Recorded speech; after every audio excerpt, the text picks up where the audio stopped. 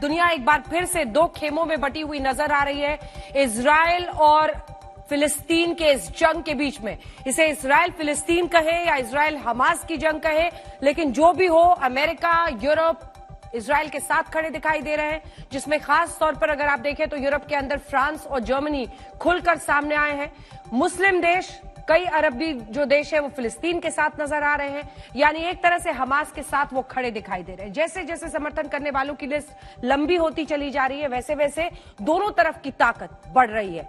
दुनिया के अलग अलग देशों में फिलिस्तीन और इजराइल के समर्थन में लोग सड़कों पर उतर रहे हैं और आपको दिखाते हैं किस तरह से दुनिया बट रही है। विरोध प्रदर्शन हो रहे हैं कई देशों में। इस बीच इजराइल बार बार हमास को मिट्टी में मिलाने की चेतावनी दे रहा है। बेंजामिन नेतन्याहू ने पहले दिन से यही कहा है। गाजा पर लगातार हमले हो रहे हैं, लेकिन हमास की ताकत कम होने का नाम नहीं ले रही है।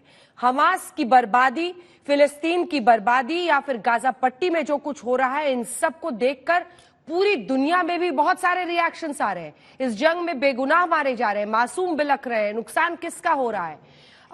सभी का हो रहा है। साहिर लुधियानवी ने लिखा है, जंग तो खुद ही एक मसला है, जंग क्या मसलों का हल देगी। आग और खून आज बख्शेगी, भूख और एहतियाज कल देगी। गाजा पर अब तक का सबसे बड़ा हमला।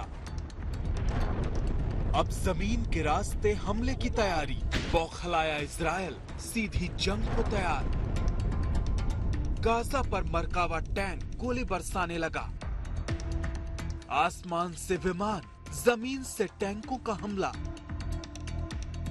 इजराइल ने अपनी उस चेतावनी पर अमल करना शुरू कर दिया है जिसमें उसने कहा था कि अब गाजा पर सीधा और जमीनी हमला होगा।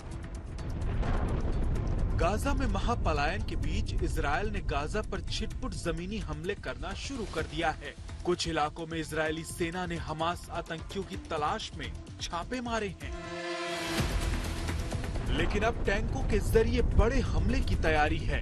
आज तक की टीमें इजराइल और गाजा के बेहद करीब तैनात हैं। देखिए गाजा के पास कैसे इजराइल ने टैंकों की तैनाती कर दी है। बड़े पैमाने पर जमीनी हमलों से पहले इजराइल ने इसकी तैयारी शुरू कर दी है। टैंक गरजने लगे हैं, ये उसकी तस्वीरें हैं। इजराइल के सबसे शक्तिशाली टैंक गाजा पर बम बरसा रहे हैं। इजराइल का कहना है कि ये तो बस शुरुआत है, हो सकता है कि टैंक सीधे गाजा पट्टी इलाके में घुस जाएं।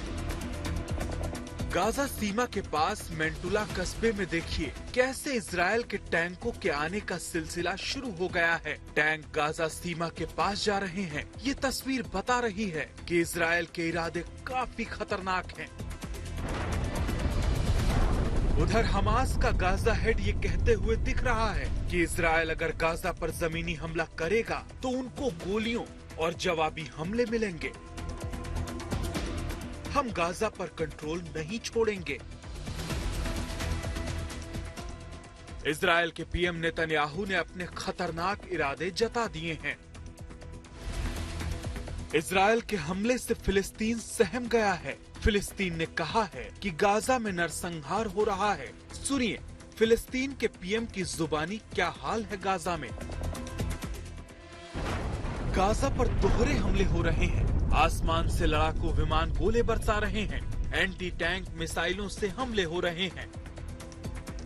ये रात की तस्वीरें हैं। रात भर रह कर गाजा का आसमान रॉकेट और मिसाइलों की आवाज से गूंजता रहा।